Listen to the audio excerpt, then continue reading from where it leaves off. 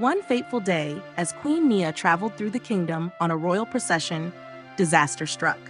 The jealous maiden, disguised as a loyal servant, sabotaged the carriage carrying the queen, causing it to veer off course and crash into a ravine below. The kingdom was thrown into chaos as news of the tragedy spread like wildfire. King Io was beside himself with grief as he rushed to the scene of the accident, desperately searching for any sign of his beloved queen amidst the wreckage. But despite his best efforts, Queen Nia could not be found. The kingdom mourned the loss of their radiant queen, and King Io was left to grieve for the love that had been torn from him so cruelly. In the days that followed, the jealous maiden's treachery was uncovered, and she was brought to justice for her heinous crime. But even as she faced punishment for her actions, the damage she had wrought upon the kingdom could not be undone. Though King Io's heart was heavy with sorrow, he vowed to honor Queen Nia's memory by ruling with the same kindness and compassion that she had shown to their people.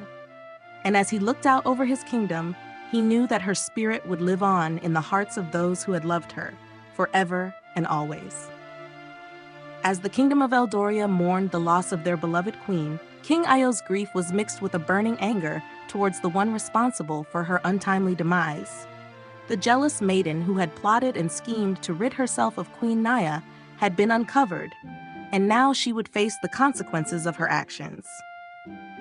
In the days following the tragic accident, King Io summoned his most trusted advisors and guards to the royal chambers to discuss the fate of the jealous maiden.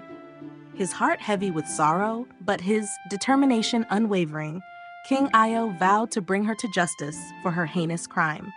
The kingdom buzzed with anticipation as news of the jealous maiden's capture spread like wildfire. The people clamored for justice, demanding that she be held accountable for her treachery.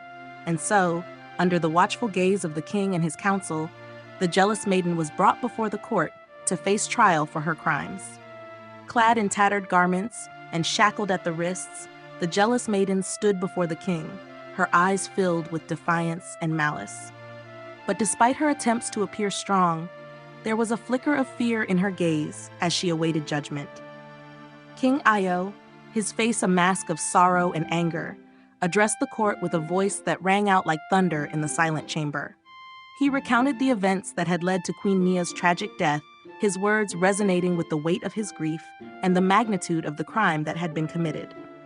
For her selfish desires and her envy-fueled actions, King Io proclaimed, his voice ringing out with authority, this maiden has brought unspeakable pain and suffering upon our kingdom. She has robbed us of our beloved queen, a woman of unparalleled grace and kindness, and for that, she must be held accountable. The jealous maiden's eyes widened in shock as the gravity of her crimes was laid bare before her. She trembled under the weight of the king's condemnation, knowing that she would soon face the full extent of his wrath. But even as King Io passed judgment upon the jealous maiden, his heart was heavy with sorrow. He knew that no punishment could ever bring back Queen Nia or undo the pain that had been inflicted upon the kingdom. And yet, he also knew that justice must be served, if only to honor her memory and ensure that such a tragedy never occurred again. And so, after much deliberation and consultation with his council, King Io decreed that the jealous maiden would be banished from the kingdom for the rest of her days. She would be stripped of her titles and lands, forced to wander the land as a pariah, forever haunted by the consequences of her actions. As the sentence was pronounced, the jealous maiden's facade of defiance crumbled, replaced by a look of desperation and despair.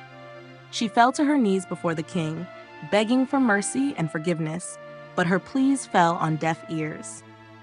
With a heavy heart, King Io turned away from the weeping maiden, his mind filled with memories of the queen he had loved and lost. Though justice had been served, the pain of her absence remained, a wound that would never fully heal.